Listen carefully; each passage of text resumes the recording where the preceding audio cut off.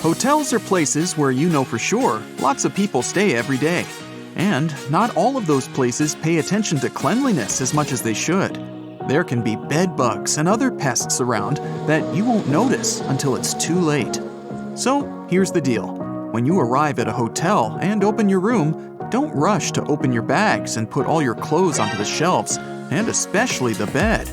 Better place your bags into the bathtub for the time being, and go check the room for those pesky bugs.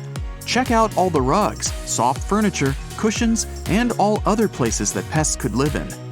Only after you've done that, take your bags out of the bathtub and unpack. The bathtub is the safest place because no bugs are able to survive there. So, naturally, none of them will crawl into your stuff while you're not looking. You may want to throw that comforter on the floor at once, by the way. While sheets may be cleaned regularly, the comforters are not.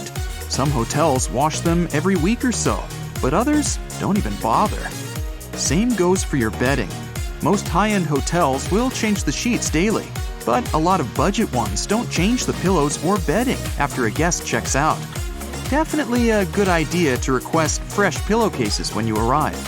It's also best not to drink out of that glass in the bathroom, as many glasses aren't cleaned properly. Some workers even use disinfectant or furniture polish to get the glasses looking spotless. Ever wondered why they never use fitted sheets in hotels? They might be convenient, but they're impractical for hotel use.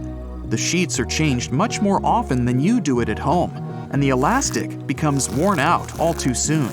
Besides, it's a nightmare to store fitted sheets. They have to be of two different sizes, one for either type of bed.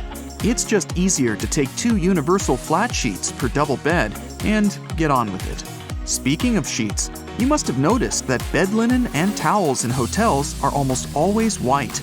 The first reason is convenience, of course.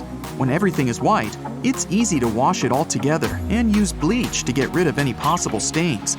The second explanation, however, is customer experience. According to public polls, people perceive a white color as luxurious and fresh, which makes their stay more pleasant.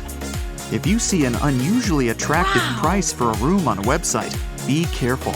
It might not include a mandatory resort fee. If you have an option to pay for a room in advance, you'll see the final cost at the checkout. It'll normally list the initial price you saw before booking and all the extra charges, resort fee included.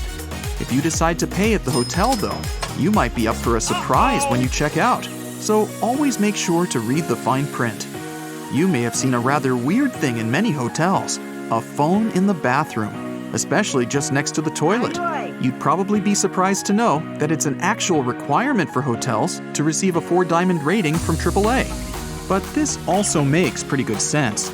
For example, if you slip and fall on the wet floor of the bathroom, a phone can be handy to call for help. Returning to bathrooms, hotels typically don't provide plungers in rooms. You see, hotels want you to have a feeling that you're the first person ever to enter the room you're staying in. It's a question of your comfort, which is the primary concern of any respectable hotel. And a plunger in the bathroom, according to anonymous polls, makes people think that the toilet may malfunction at some point, which doesn't help the image. If your hotel has card keys with magnetic strips, make sure you put your card key apart from your cell phone and wallet. The problem is that key cards are rewritten quite a lot, and they're designed for that process to be quick and easy. So, a fairly strong magnet, like the one in your cell phone, could erase your key card, and you wouldn't be able to get inside your room. The hotel will surely provide you with a new card, but that's still inconvenient. Many hotels only accept credit cards as a form of payment, and without one, you won't be able to book a room directly or use the paid services provided by the place. Booking a room is just the first step of your stay at a hotel. During your vacation or business trip, you might use the minibar or other paid services that you'll only have to pay for at the checkout. If your debit card doesn't have enough funds on it to cover all your expenses, the hotel has no means to get their money apart from suing you. If you pay with a credit card, however, all the additional costs go to the bank, and everyone's happy. The time of check-in and check-out is fixed not to annoy you. It's done so you don't barge in onto guests who stayed in the room you've booked, and the hotel staff can clean the room and prepare it for the next guest's arrival. By the way, The checkout time is normally about 11 a.m. to 12 p.m. because hotels actually care about your well-being. They not only let you have your breakfast, but also give you some time to prepare for departure without hurry. Isn't it kinda annoying that many hotels don't have a socket near the bed? In fact, time is to blame in this case. Lots of hotels around the world were built before mobile phones and other portable devices became so popular and widespread. Back then, of course, they didn't need bedside sockets, and many of them haven't yet caught up with the times.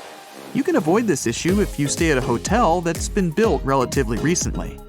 Once you're at the check-in desk, it's likely that the hotel staff already recognize you.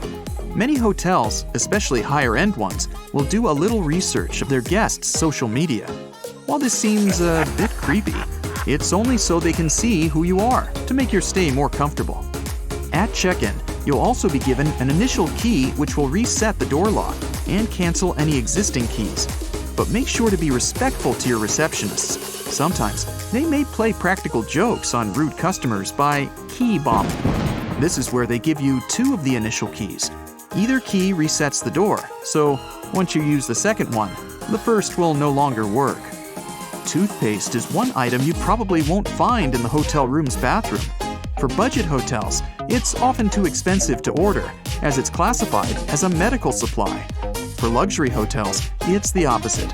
They often can't find a toothpaste manufacturer that's fancy enough to be present in their rooms. While the staff clean hotel rooms frequently, disinfecting smaller items is not on the top of their priority list. Remote controls and phones are some of the dirtiest things in a hotel room. So do yourself a favor and bring some disinfectant wipes to clean them before use. If you're thinking about putting your valuables in the safe for security, you may also want to think twice. Hotel locks use passcodes instead of locks, so there's a high chance someone in the hotel will know the master code. And who knows who else could get their hands on this information? Hotels usually overbook themselves, as the average daily no-show rate is around 10%.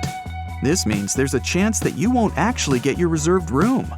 If you show up and there are no available rooms, chances are you'll get walked.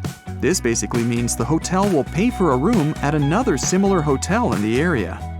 There's a surprising amount of items left in rooms that hotels don't want you to know about. In one hotel in Portugal, a worker even found a shark that was left behind. With no idea how it ended up there, the shark was eventually returned to its natural habitat, safe and sound.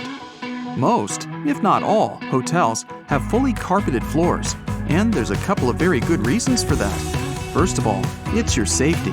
You're far less likely to slip and fall on a carpet than on a wooden or tiled floor.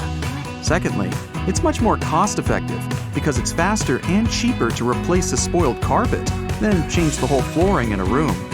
And finally, carpets add to the room's soundproofing, which you'll be thankful for if you have overly active neighbors. Ever wondered what a continental breakfast is and why it's called that? In fact, the name comes from the UK, which is a group of islands, and it means a breakfast that's served in continental Europe. It may include pastries, sliced bread with different toppings, meat, cheese, fruit juice, and hot beverages.